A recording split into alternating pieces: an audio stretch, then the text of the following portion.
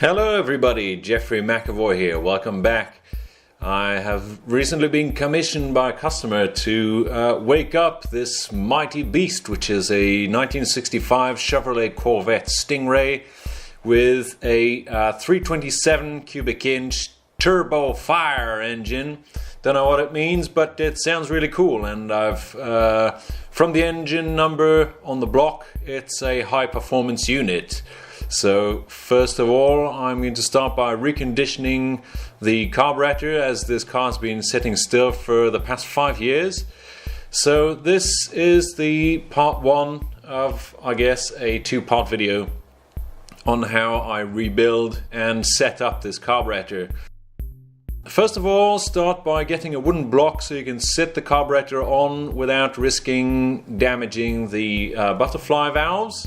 And of course, prepare and clean your workspace, because many small intricate parts which cannot be lost. You know, you can't lose anything. Everything has its place, and it's very important that you get it right. So do this in an orderly fashion.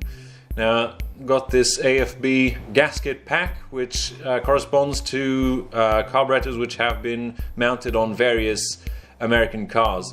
Now, I won't lie to you, this isn't black magic just yet. It's just a matter of untightening some screws, and that's pretty much it. So all you have to do is to take extra care when you're doing this. Everything has its place, and it's only upon rebuild that we're going to start setting things up, like the floats and the accelerator pump right here, which need adjusting to some certain specification.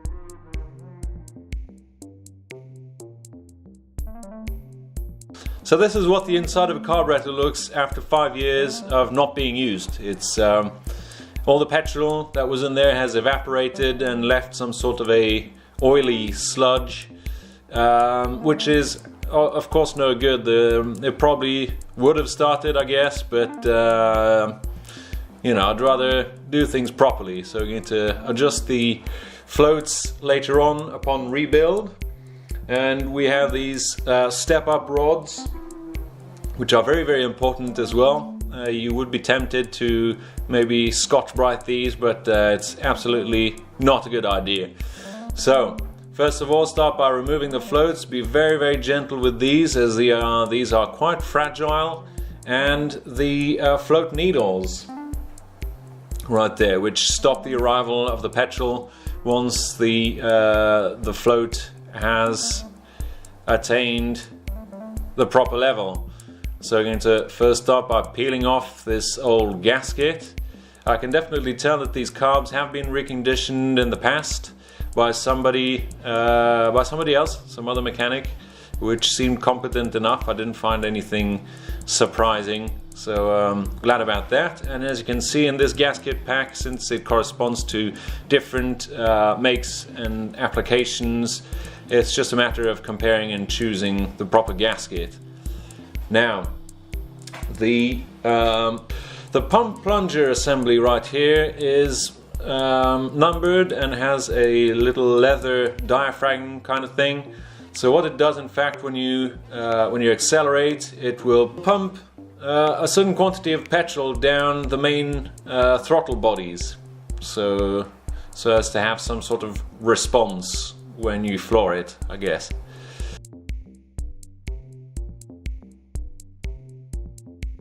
So in the reconditioning pack, you get a new plunger assembly with the leather as well, which I left soak overnight in some petrol. Otherwise, it wasn't really fitting, and these two little balls, which are useless in this application. I guess it serves for another type of carb, but there you have it. They won't be used by us today. So first of all, check the float condition. Check that they do float, obviously, and just dip them in a bowl of water, or whatever container you have, and check that there are no bubbles coming out. You can shake them around as well and listen carefully. You can fix these by brazing but you do have to be aware that you're modifying the weight of these, and so you would be modifying the physical property of the floats themselves. So, you know, if you can get your hand on a set of replacement floats, if you have to, then it's always best. But you can, in some extreme cases, fix them. Now, this is the petrol inlet here, which has a little gaze, which wasn't properly placed. So, you know, any dirt would have gone by, which is no good, quite obviously. So, as I said earlier, it's just a matter of unscrewing, you know, bits and bobs. So here we have the primary venturis, and behind that are the secondary venturis. So these also have their little gasket. These are intricate parts, and so the slightest bit of sludge in there would have altered, you know, the inner diameter of the this fitting, and so the fuel metering would not have been correct. So this is why I'm starting this intervention on this Corvette by reconditioning the carb. That's, you know, one of the first things that you want to do. I'll be reconditioning the ignition system as well, and changing all the fluids and so on and so forth, you know, before even starting the engine. Get the plugs out and, you know, get the fresh oil recirculating, and so on and so forth. So this secondary venturi right here, what is it, the primary? No, it's the secondary venturi, has this sort of swing arm device which was coated by dry petrol. You know, it leaves sort of a I don't know, it's like this satin kind of coat which peels off. So that also alters the physical properties of the carburetor. Now, gently and carefully remove all the little jets that you might find in there. These are finely calibrated items as well. This is a non-return valve, in fact.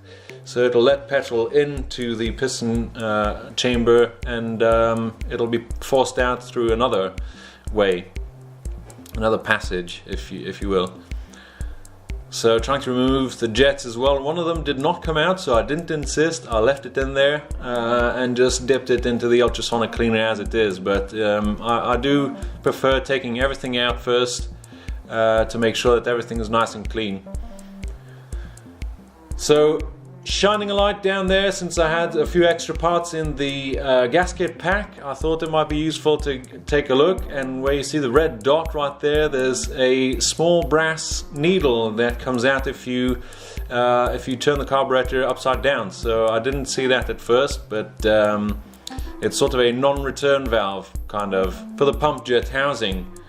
Now, upon removing the mixture screws, before removing them as such, I screwed them in until they fully seated, and counting the turns that they go in. Obviously make a note of that, because that's as much that I'm going to, you know, that's how much I'm going to put them back for the initial startup, and I'll fine-tune that later on, once the engine has been properly serviced. So make a note of that, most definitely. And last but not least, there's this choke assembly. It's the thermostatic coil, as it were. So this uses the exhaust gas to heat up, and it's a little coil which will wind very slightly. It's kind of springy. And obviously it's very old, so it is worn, but it can still be used. So I'll mark this before removing it, so I can put it back exactly how it was. And removing the housing itself, which comprises of a tiny little hole right there, and a cork gasket in this case, which communicates with a hole inside the carburetor body. So this could be a source of an air leak. And it is present in the gasket pack, so it will be replaced, quite obviously, to make a nice and tight seal. Now, removing the old, like paraffin-like petrol residue and dip it in the ultrasonic cleaner at 80 degrees. I ran it for 2 times 20 minutes at 80 degrees Celsius, and that got rid of all the crap that's in there, and obviously blow everything dry, all the passageways and so on and so forth, and get things ready for rebuild. So make sure you watch that video. We'll be setting up the carburetor as well. So thank you so much for watching. I highly appreciate it. Make sure you drop a like, leave a comment, and I'll be catching you all in the next video.